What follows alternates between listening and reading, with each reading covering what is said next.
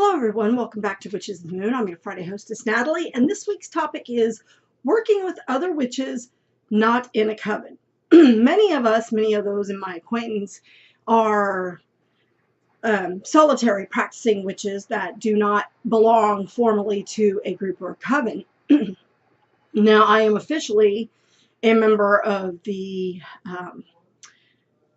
Cabot Kent Temple, Hermetic Temple out of Salem, but I've not officially gone through the formal training that they offer in order to earn the degrees for Wiccan practice.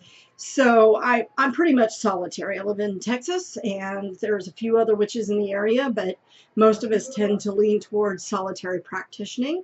However, that doesn't mean that you can't work with other witches. And probably one of the best examples I can give of this comes from, of all places, Practical Magic. If you've seen the movie, at the end of the movie, I don't want to give away any spoilers, but let's just say that the women of the community come together for a common purpose. And that's exactly what it is when you are a solitary practitioner or working with just a couple of other people, and then you bring other people's energy into it. You do not have to be part of a coven to work with other witches. All you are doing by working with other witches is incorporating their energy into your practice, and that can take several different forms. Either you all can come together as a group and do a group ritual or group working, just like you would if you were in a coven. The difference is it's just not the same kind of bonding.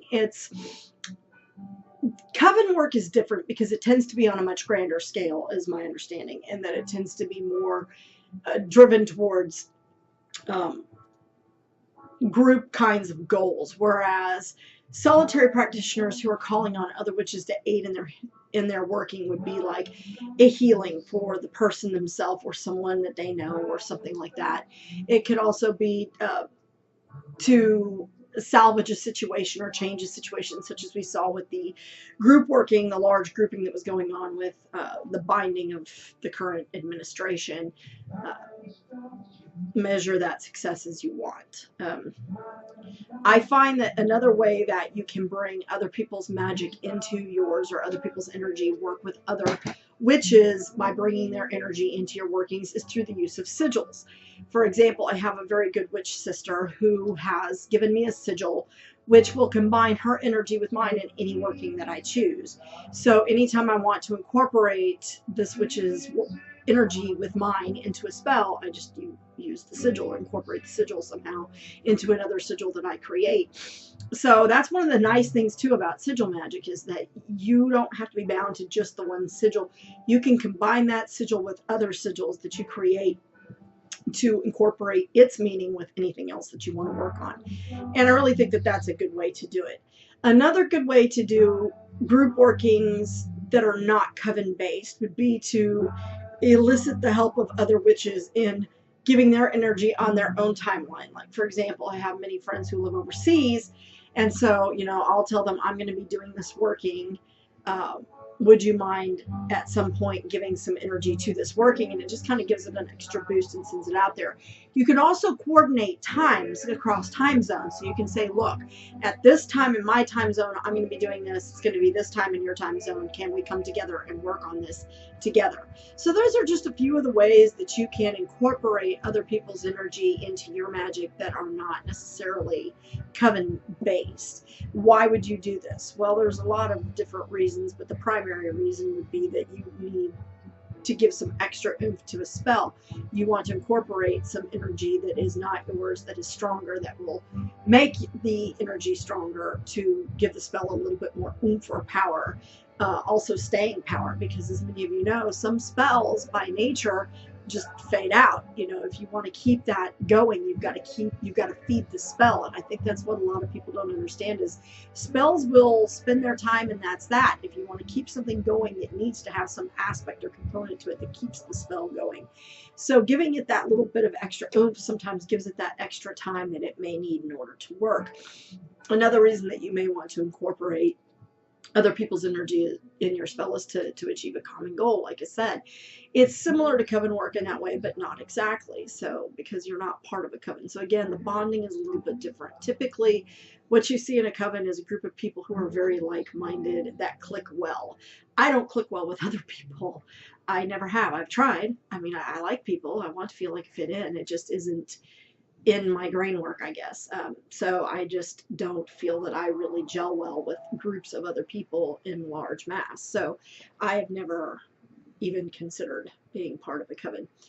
Anyhow, those are just some of the ways that you would incorporate spell work of others, some reasons why you would incorporate spell work.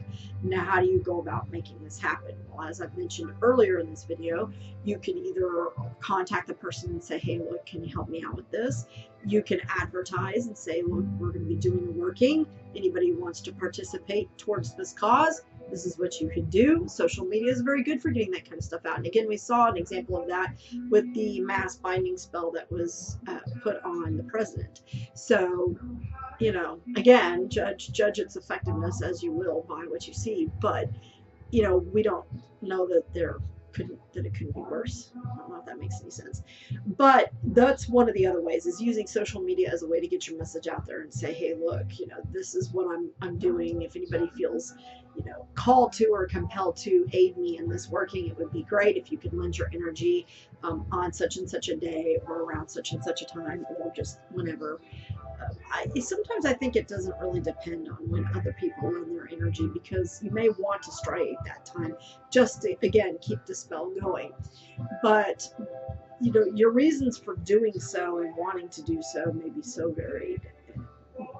Those are just some of the times that I've used it, primarily for healing workings or for return spells. And what I mean by return spell is if something is missing or someone is missing, a child's gone missing or something like that, I may ask others to help me in casting a spell that will bring that person home safely or quickly, or both. So those are some of the reasons that I would do such a thing. This is my buddy Bo with the chewed up ear here. He came to us with a chewed up ear, but he thinks he's a small dog and likes to climb up in my lap.